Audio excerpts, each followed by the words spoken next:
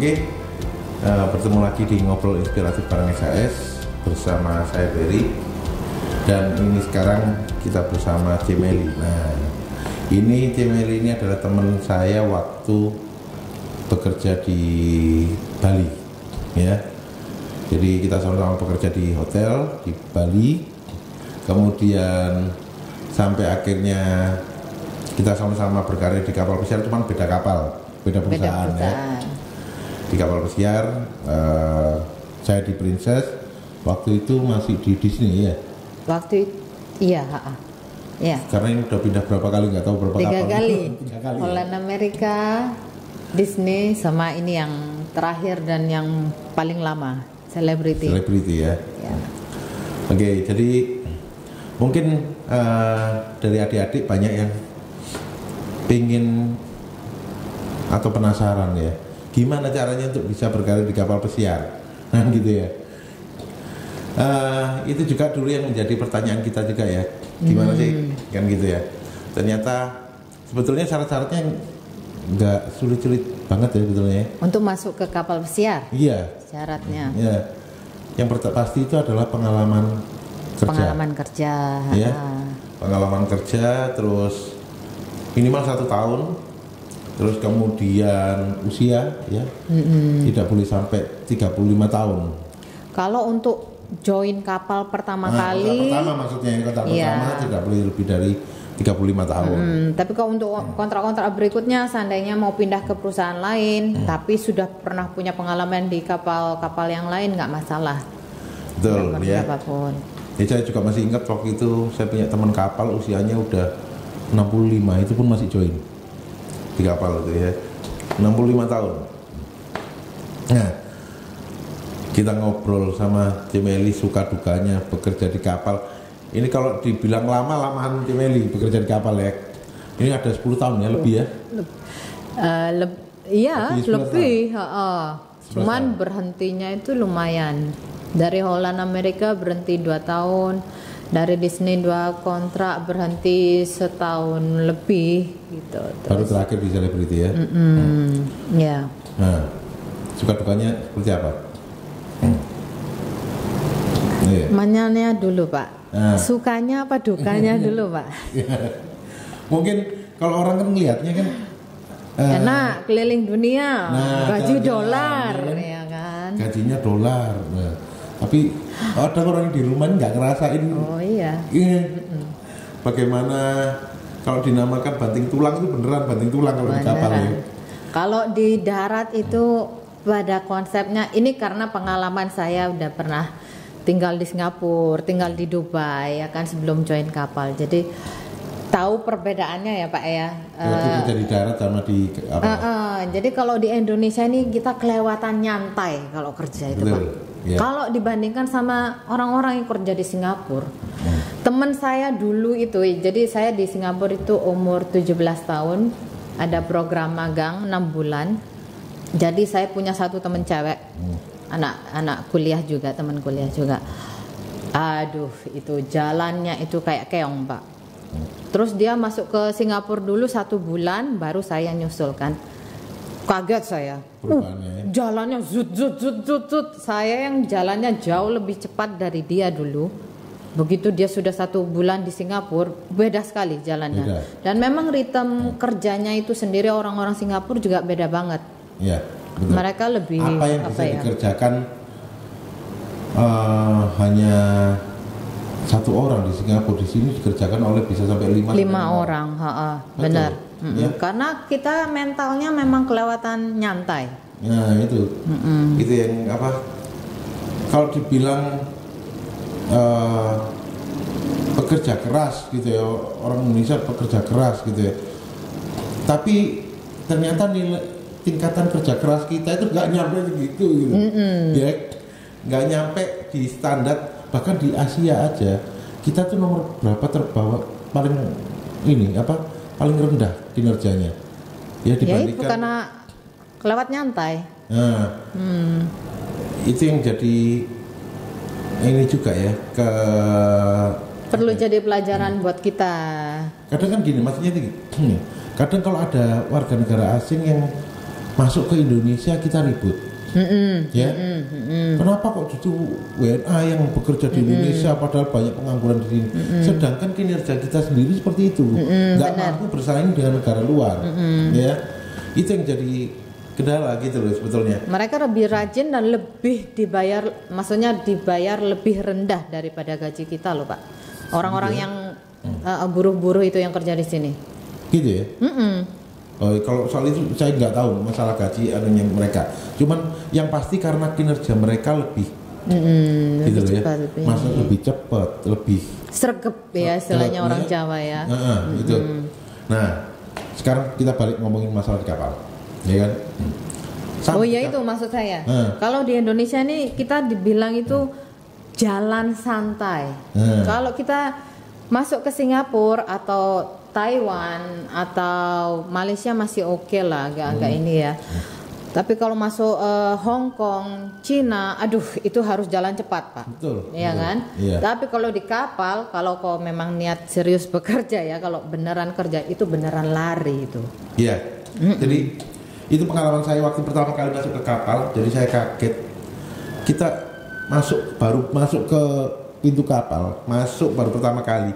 Itu lihat orang jalan tuh kayak orang lari, jadi cepet banget, kemana-mana cepet. Ternyata setelah saya ngerasain 2 bulan, 3 bulan, ternyata memang benar.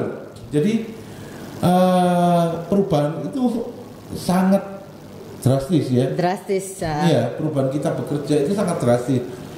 Kapal itu kalau dulu saya bekerja itu sekitar 230 meter panjangnya. Kapal 230 meter ya rata-rata, nggak tahu. Nggak ingat, nggak pernah tahu aku. Itu 230 meter, dek sampai 15 atau 15 lantai, ya kan? Di kapal disebutnya dek, bukan lantai. Nah, itu saya kerja. Ini cerita sambil ngobrol-ngobrol cerita aja nggak apa-apa ya. Sharing. Dari dek 14 turun ke dek 4, ya. Itu di depan. Ke belakang, naik ke dek 5 makan, turun lagi ke dek 4, terus habis itu ke depan lagi, turun ke dek 2, ke cabin, tidur, sampai balik lagi ke tempat kerja. Itu 1 jam. Semua itu harus dirangkum itu. Iya, udah sempat makan, sudah sempat perjalanannya sejauh itu 200 km depan belakang, sampai ke cabin, tidur dan sebagainya, sampai balik ke tempat kerja. Itu 1 jam. Bisa. Harus Pak. Iya. Iya. Gitu loh. Kalau saya enggak bisa tidur dalam waktu cuma segitu. Ngelondri saya Pak. Kebetulan di selebriti itu, jadi setiap perusahaan kapal itu beda-beda. Kalau contohnya kalau di selebriti di Disney, mereka punya laundry room di mana karyawan tuh bisa pakai sendiri betul. Laundry sama dryernya. Di Princess ada nggak? Ada. Ada ya. Kalau di Holland Amerika nggak ada. Kalau saya biasanya manfaatkan itu waktu kita bersandar di kota yang udah pernah kita sandar. Kalau saya udah pernah turun di situ, minggu berikutnya kalau sandar di situ lagi enggak, mending saya laundry gitu. Soalnya udah dapat fotonya ya Pak ya di situ ya. Sudah diposting di Facebook sudah cukup. Iya, waktu itu masih Facebook ya, IG belum. Terus WhatsApp udah belum video call WhatsApp. Belum ada. Belum ada malah. Nah, waktu itu ya. Jadi kita ngobrol mulai awal aja. Mulai dari untuk apply ke kapal. Nah, karena pengalaman udah 3 kali apply ya, 3 perusahaan. Coba ceritain gimana sih maksudnya? Sebenarnya kalau untuk nge-apply ini, kalau jujur menurut saya pribadi ya, orang Indonesia dibandingkan warga negara lain, Indonesia itu wajib punya tingkat pendidikan tertentu untuk bisa masuk ke kapal, ya kan? Sedangkan bangsa-bangsa lain kayak orang-orang Eropa Timur itu banyak Pak yang nggak berpendidikan, supir taksi, mantan narapidana, mereka bisa langsung masuk ke kapal jadi waiter, padahal mereka namanya roti itu disebut bahasa Inggrisnya bread aja mereka nggak tahu Pak. Hanya dilihat warna kulit Pak. Entah itu kekuatan agentnya ya, mungkin ya juga bisa. Kulit Pak. Kulit ya. Kulit. Masalah kulit Iya, ini masih rasis ini Pak, rasis sekali. Ya. Terus kalau saya bilang lagi masalah bahasa, kita kalah, sangat kalah di situ. Tapi enggak juga ya, karena kita nggak berani ngomong. Kita mungkin secara teori ya, ulangan bahasa Inggris itu kita bagus. Tapi giliran ngomong gitu. Nah, orang bule enggak beda. Ngomong bread. Gilirannya disuruh nulis bahasa Inggris, nulis date aja nggak ngerti Pak. DATE itu nggak ngerti Pak mereka. Tapi ada yang lucu lagi, justru contohnya itu saya pernah ada teman di Karnival juga ya. Itu bahkan di bagian laundry-nya itu sekumpulan dari satu negara itu ditaruh di bagian laundry semua dan dia itu nggak bisa bahasa Inggris semua. Oh sama di tempat saya juga Pak. Seperti itu ya? Cina kan? Iya benar. Dia bisa bahasa Inggris semua tapi kita kumpulkan di situ dan dia ngobrol ya udah kumpulannya itu di laundry itu. Iya. Ya. Tapi mungkin nantinya masalah karir mereka ya hanya di situ. Ya di situ aja, nggak akan bisa naik. Mereka kesulitan untuk berkarir naik untuk menjadi waiter, cook dan sebagainya. Ya. Promosinya sangat-sangat lama atau kurang jadinya ya. Jadinya stuck di tempat dia masuk. Ini juga sih Pak, kalau Bapak tadi nanyain nge-apply di kapal itu syaratnya apa? Banyak juga yang kayak baru lulus sekolah, terus mereka kerja 1 tahun, ngelamar di kapal pesiar untuk jadi dishwasher, itu bisa. Tapi kalau menurut saran saya pribadi, sebaiknya ya ambil dulu kerja di sini 3 tahunan gitu, sabar-sabarin sampai punya sedikit inilah karir yang setidaknya karyawan tetap gitu ya kan. Cukup apalagi kalau maaf kalau di Jawa ini kan kurang ngomongnya sama tamu Inggris ya kan. Kalau bisa kalian cari kerja itu di Bali yang setiap hari itu praktek ngomong bahasa Inggris sama tamu bule ya kan. Itu yang saya terapkan dulu. Jadi memang saya dari sekolah pun nggak pernah ikut les. Iya kan ya.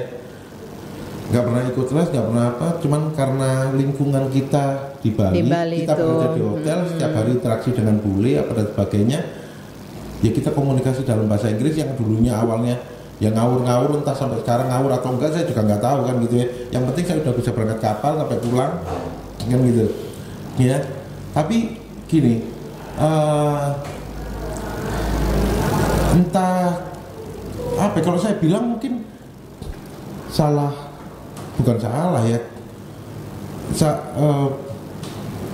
cara belajarnya mungkin berbeda. Jadi harusnya kan ya anak umur 1,5 tahun, umur 1 tahun aja lah. Anak umur 1 tahun itu kan dia belajarnya bukan nulis dulu, belajar ngomong prakteknya dulu harusnya. Ya karena begitu umur mama 3 tahun aja, 2,5 tahun dibawa ke luar negeri, ke Amerika gitu ya, pulang dia bisa bahasa Inggris. Iya pasti. Yang awalnya dia hanya bisa bahasa Indonesia, umur 2,5 tahun tanpa bisa nulis, umur 2,5 tahun dibawa ke Amerika, umur 5 tahun balik belum bisa nulis. Tapi sudah bisa komunikasi Inggris, ya benar. Iya kan. Sedangkan begitu masuk ke pendidikan di sekolah di Indonesia, ini berbeda lagi. Yang diajarkan nulisnya tok, ngomongnya gak. Kan gitu. Prakteknya kurang. Nah, itu benar.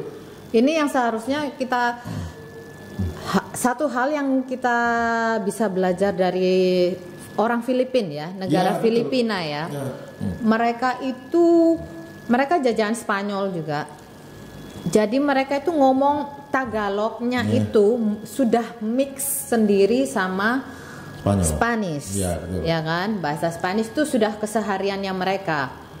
Plus mereka dari kecil memang sudah ada tambahan pelajaran bahasa Inggris. Jadi mereka ini bahasa Inggris sudah pasti, Spanishnya juga tambahan kesehariannya mereka. Beda sama kita ya, bahasa Inggris diajarin teori aja di sekolah, tapi nggak ada prakteknya. Kita ngomong sama guru pun juga tetap bahasa Indonesia. Bu, pertanyaan gitu kan, tetap bahasa Indonesia.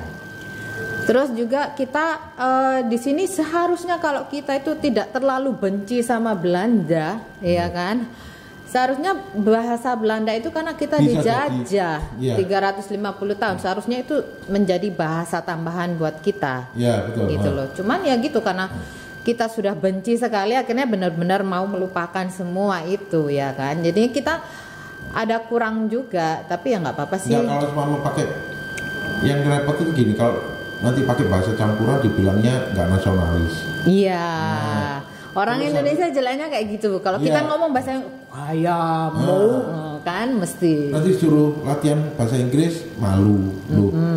Saya pikir gini loh, kok aneh gitu ya. Kita latihan berbahasa internasional sama aja kayak kita disuruh milih nih.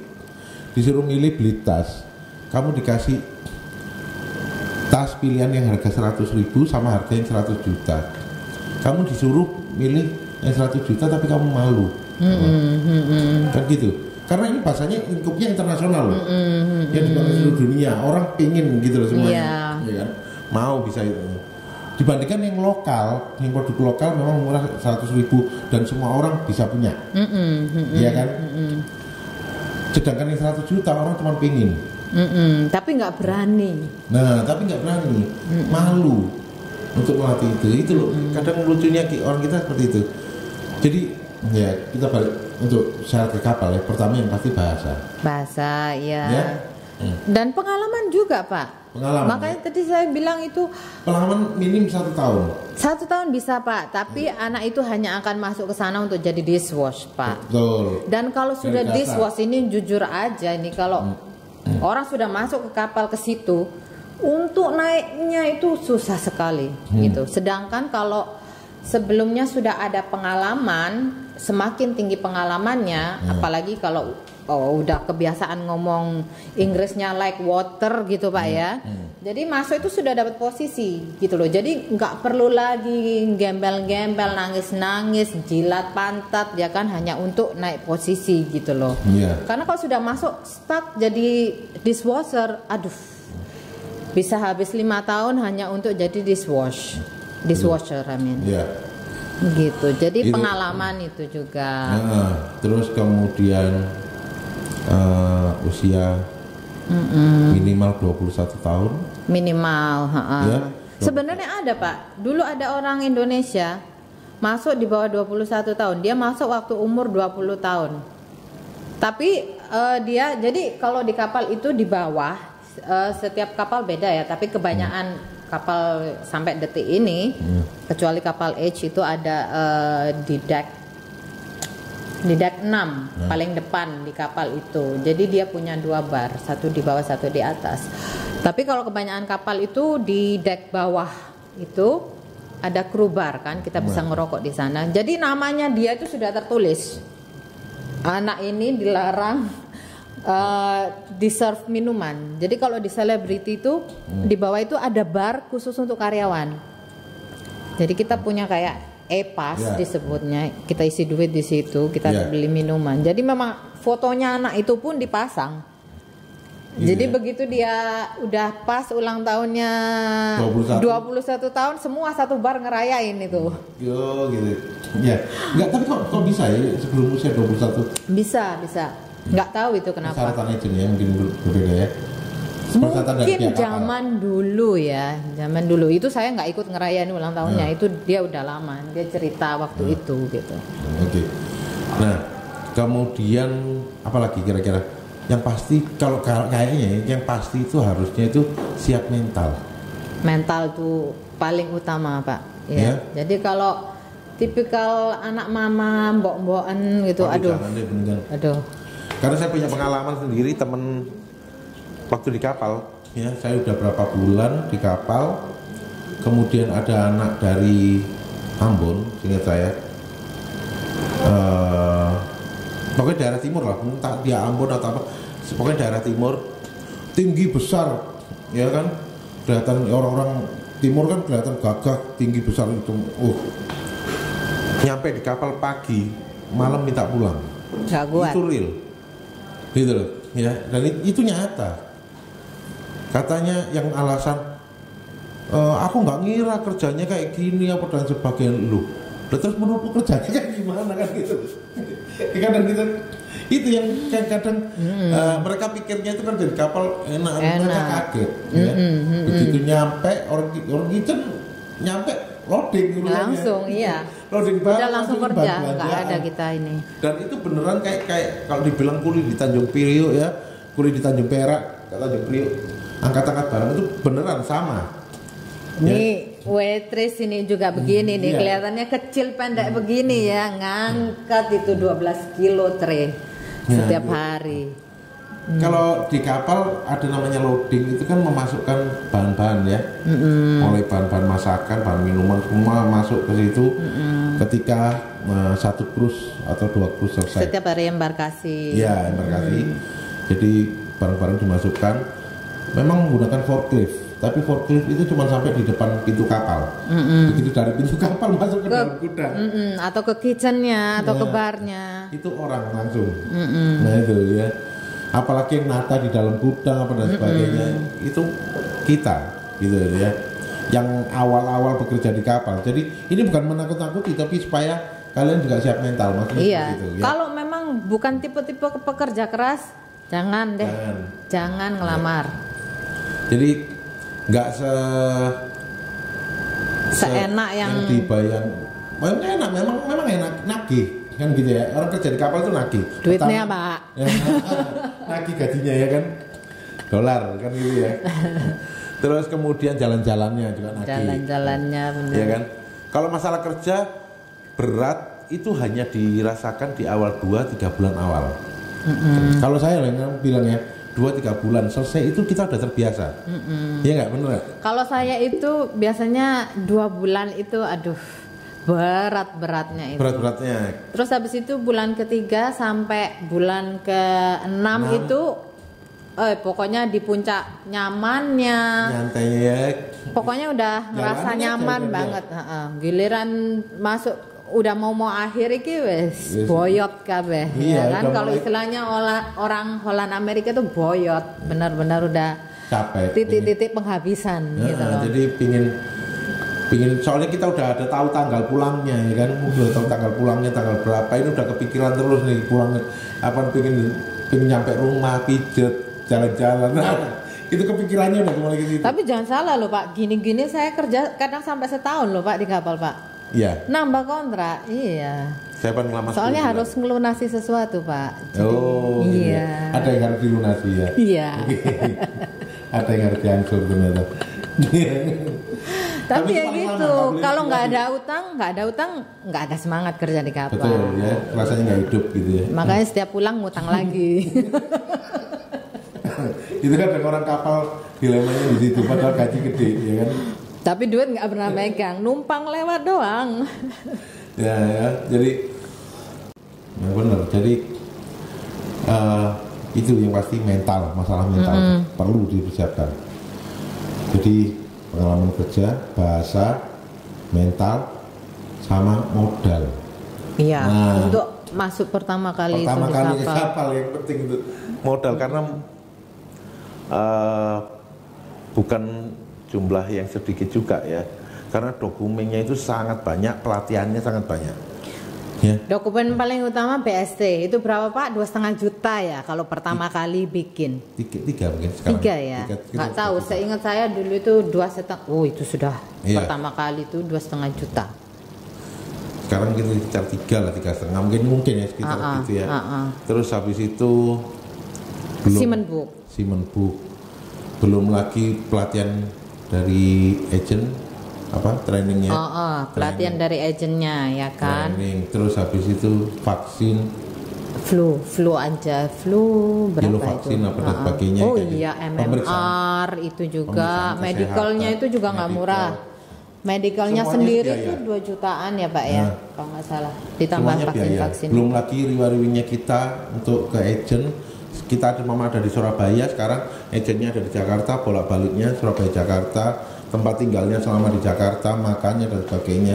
Dan selama proses bikin BST juga harus tinggal loh Pak, karena ada prakteknya. Ya, kita ke Jakarta sama agent ditunjuk BST-nya di sana, di Jakarta gitu. Di Priok atau di sini di gunung apa itu? BST itu ngurus Pelni. Fatmawati ya. Bukan deket bandara itu. Lupa. Gunung-gunung di sana itu daerah Rongkut sana masih deket-deket bandara. Itu terus belum lagi kalau pas visa Amerika itu sudah pasti. Visa Amerika sendiri itu kalau dari kedubesnya itu $260, kalian kalikan aja 14.000. Tapi kita nggak mungkin orang pertama ngeplay visa Amerika itu ngeplay sendiri itu nggak mungkin. Kita harus lewat agent pun juga ngambil untung ya kan. Ya kira-kira aja seberapa. Dulu sekitar tahun 2011 ya saya pertama kapal itu kalau dihitung habis total itu sekitar 20. Itu pun saya ke Jakarta tinggal di rumah saudara, nggak pakai sewa tempat tuh, karena bolak-baliknya PP dan sebagainya, ngurus ini balik lagi ke Jakarta, ulang ngurus ini balik lagi dan sebagainya kayak gitu. Tapi saya dulu pertama kali mulai itu di Holland Amerika semuanya gratis. Ya karena 3 bulan di Cikarang gratis, sudah dapat makan dan tidur di sana. Ya kecuali malam kita makan sendiri ya kan. Terus habis itu visa ditanggung juga, tiket ditanggung juga sama Holland Amerika. Tapi yang lainnya tetap saya ngurus sendiri kayak paspor, selama training juga udah dapat fee ya? Selama training juga udah dapat fee ya? Dapat berapa gitu loh. Pokoknya hitungannya kalau nggak hitungannya sih dari yang dikasih sama Holland Amerika setiap bulannya itu ya hanya cukup untuk beli makan kita malam itu aja, nggak banyak. Jadi yang agent juga tipenya macam-macam gitu ya. Tiap perusahaan beda aturan. Cuman kita yang mesti hati-hati itu adalah memastikan bahwa itu memang agent pertama atau agent beneran atau agent bodong. Ini yang bahaya ya. Kalau kita nggak benar-benar dapat info yang tepat gitu ya, tiba-tiba kita hanya dapat yang calo, agent calo, itu yang bahaya. Itu banyak kasus yang akhirnya habis sampai berapa puluh juta, 40 bahkan juta, ratusan sampai jual sawah, sapinya. Dan akhirnya nggak berangkat. Itu hati-hati ya. Oke. Jadi itu sedikit. Kalau masalah suka duka itu tadi. Jadi kita bisa sukanya ya jalan-jalan, gaji besar ya kan di luar. Terus dukanya ya memang kerjanya berat ya. Dimana contoh kalau mama kita di kitchen ya, sampai dining room selesai close ya.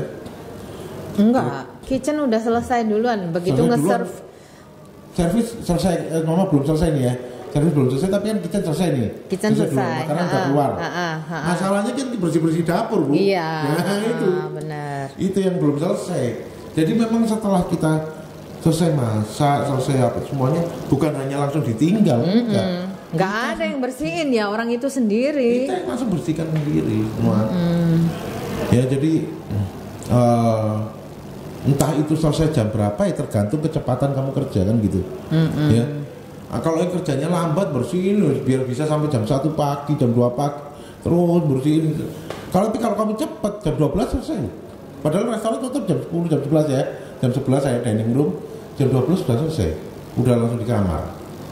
Nah, itu rata-rata itu tergantung atasannya kita sendiri, Pak. Betul. Kadang Pak, kadang saya main nakal juga, Pak. Soalnya teman-teman pada nyantai, saya kerjanya sergep ini ya, benang cepet mulai kan. Ternyata saya udah selesai duluan, ditambahin kerjaan, Pak. Jadi anak-anak yang dari tadi yang dibilang tuh istilahnya mama gayo ya, nyantai-nyantai gitu, malah tetap nyantai. Sampai selesai pun, sampai kita sama-sama dibolehin pulang bareng tuh, malah saya yang kena hard time gitu loh. Nah, jadi ya lihat pinter-pinter. Ini kan situasi. Teman saya sesama orang kita sendiri gitu loh ya. Paisano, jadi nggak ada gitu karena dulu Paisano itu istilahnya di kapal tuh orang sebangsa. Ya, orang sebangsa, Paisano. Ya. Kalau Paisana orang sebangsa tapi cewek. Beda. AO. Jadi kalau saya cowok Paisano. Yang cewek itu paisana kita ya. Tapi kalau sama-sama cowok itu paisano, gitu. Jadi bahasanya memang aneh. Kadang bahasa Inggris susah-susah belajar bahasa Inggris sampai kapal itu kayak nggak kepake gitu ya rasanya. Tambah baradul. Bahasa Inggrisnya kapal. Hancur. Iya, hancur. TOEFL nggak kepake di sana ya. Sama sekali. Itu jadi tanggung jawab kerja ya, masalah kecepatan, kebersihan apa dan sebagainya itu semua dicek. Terus yang pasti itu zero tolerance, Iya. nol toleransi.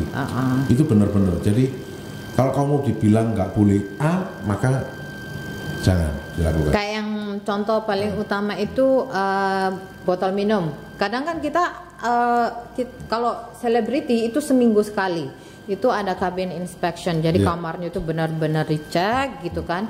Kamar mandi itu harus bersih, mulus ya kan. Ya gimana orang namanya di kapal kan pasti. Jadi di kapal itu semua besi. Temboknya pun itu besi. Hanya dilapisin plastik itu ya Pak ya, plastik tebal itu ya. Nah itu kan lama-lama menguning, memerah gitu kan. Kena air terus, walaupun airnya berkaporit banyak, tetap aja itu jadinya harus kuning ya kan. Ya. Nah kita dapat klorin dari mana? Kita beli dari luar, dari darat, dibawa masuk nggak boleh. Lah kita mau bersihin pakai apa? Ya kita kan akhirnya apa ya, jangan ditiru ya. Kita nyolong-nyolong pemutih ya, baik clean ya. Kalau kita di kapal sebutnya bleach. Ya itu kalau nyolong-nyolong pun juga mesti hati-hati gitu loh. Ada ini yang dibilang zero tolerance sama Pak Berry ini, maksudnya kalau kayak bleachnya itu kita masukin ke botol aqua, wah itu udah pulang langsung, nggak ada ampun. Berantem pulang, ya kan? Benar. Mabuk sampai kecemplung ke laut pulang, udah susah. Air tigu. Tapi kejadian di tempatku kejadian itu udah balok 2. Mabuk jatuh ke laut, tapi selamat sampai kapal itu balik jemput, besoknya dipulangkan langsung. Iya. Itu luar biasa. Jadi beneran, meskipun kamu udah balok 2 pun perwira kapal nggak ada. Kalau memang kamu melanggar pulang. Sama Pak, ini ada orang Greece Pak, mabok banget. Iya. Terus dia saking kelewatan maboknya, dia di gangway. Jadi gangway itu pintunya untuk kita masuk ke kapal sama ke darat ini, jembatan itu disebutnya gangway. Dia saking kelewatan maboknya, dia bercanda, namanya orang mabok bebas ya Pak ya. Dia bilang gitu loh, I live bomb there. Akhirnya ditutup itu.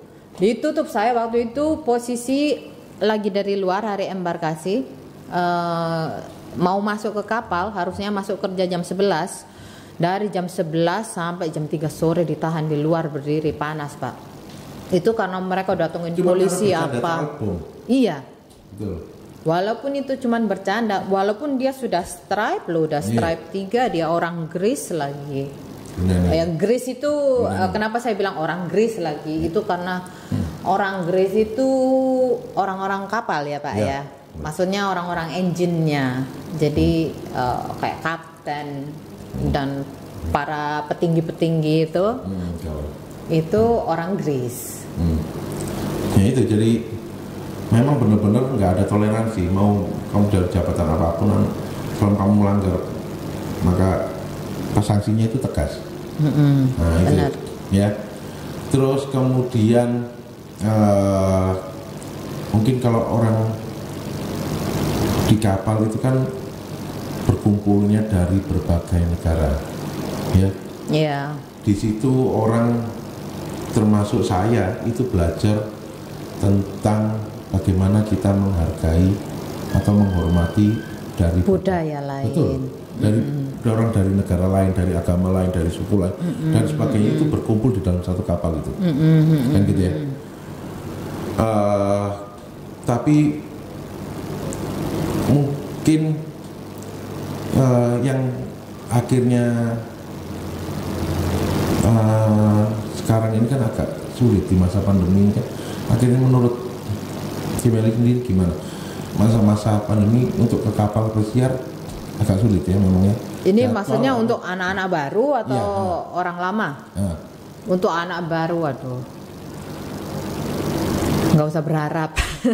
Belum bisa, maksudnya belum. Jangan, bukannya belum, sudah lupakan dulu setahun 2 tahun ini. Gitu ya, setahun ini benar-benar lupakan. Kalau keadaan udah balik baru ini. Karena apa? Yang lama-lama pemain lama pun juga nunggu giliran. Gitu ya. Nggak tahu kapan dipanggilnya. Karena gini, maksudnya itu kan kapal ini sendiri juga banyak yang nggak jalan. Benar.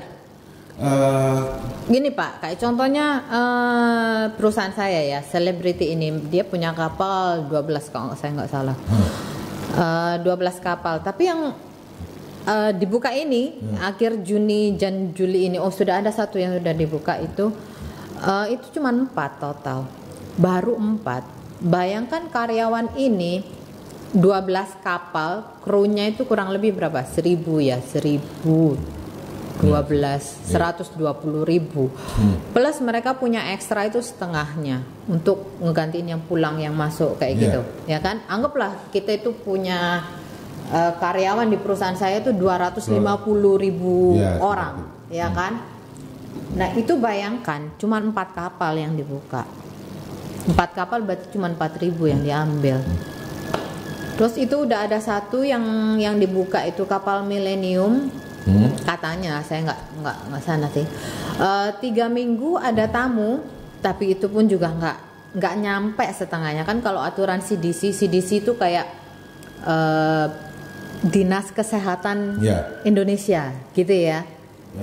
Sama kayak USPH ya, United States Public Health, Dinas Kesehatan Amerika. Iya, tapi ini kayak iya sih, benar.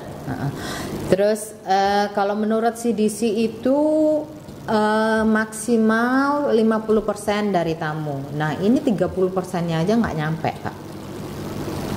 Gitu ya. Tiga minggu ada tamu nggak yang tidak nyampe 30%, terus 3 minggunya lagi sama sekali nggak ada tamu. Nah, nggak, tapi kan ini mulai ada info yang baik ya, yang angin bagus. segar, ya kan? Kemarin Amerika katanya sudah memperbolehkan yang vaksin itu untuk keluar tanpa menggunakan masker. Iya, bahkan di luar ruangan pun sudah, di dalam ruangan pun sudah nggak pakai ini. Boleh berkumpul. Makanya mereka juga punya ini apa, kartu vaksin itu benar-benar kartu kayak segini gedenya. Itu jadi ada tulisannya, itu dia bawa kemana-mana udah kayak ini Pak, KTP. Kalau kita kan di Indonesia lembaran HVS agak repot ya Pak ya, dan 2 biji lagi ya kan. Iya betul. Iya. Saya udah nggak tahu kemana juga. Sudah 2 kali vaksin tapi nggak bisa keluar negeri nanti Pak. Aduh, biar di download Pak itu Pak. Ya jadi gini, semoga aja dalam waktu dekat bisa mulai balik lagi normal. Meskipun nggak normal dulu lah, paling nggak semua aktivitas pariwisata seperti kapal pesiar itu udah mulai jalan lagi. Karena ada jutaan masyarakat Indonesia ini yang bekerja, memang berkarir di kapal pesiar, bukan ratusan. Khususnya orang Bali. Betul, Bali, Jogja, Surabaya, banyak banget ya. Surabaya nggak terlalu, Bali itu nomor 1 orang kapal. Ya, Bali ya, terus Jogja, Bandung, terus Jakarta juga banyak sih ya. Nah itu jadi setiap tahunnya, setiap bulannya itu namanya setiap agent itu, kantornya agent dulu itu benar-benar luar biasa ramai dan sebagainya. Ya orang lalu lalang untuk keluar masuk negara antar negara untuk bisa bekerja di kapal pesiar. Tapi sekarang keadaan kayak gini, kayak rasanya itu tutup semua. Iya, ya. Benar-benar sepi. Itu kenapa? Ya semoga aja semuanya segera pulih terus bisa. Adik-adik pasti pingin untuk bisa berkarir di kapal pesiar, pingin jalan-jalan keliling dunia dan sebagainya ya. Ya cuman ya mesti sabar gitu. Maksudnya itu mungkin dalam waktu dekat ini semoga ada info yang bagus supaya adik-adik ini bisa ikut ngerasain kerja di kapal. Ya. Oke, itu dulu obrolan kita ya tentang bagaimana bekerja di kapal pesiar. bersama Cemeli. Kita akan terus untuk memberikan inspirasi ya, inspirasi bareng SAS. Jadi terus ikuti ya, jangan lupa subscribe, share, follow ya, komen ya. Nah itu. Kalau ada pertanyaan lebih lanjut ya. Nah, ada pertanyaan boleh di komen ya kan. Terus jangan lupa di share juga, jangan lupa di subscribe. Oke, itu aja dari kami. Terima kasih.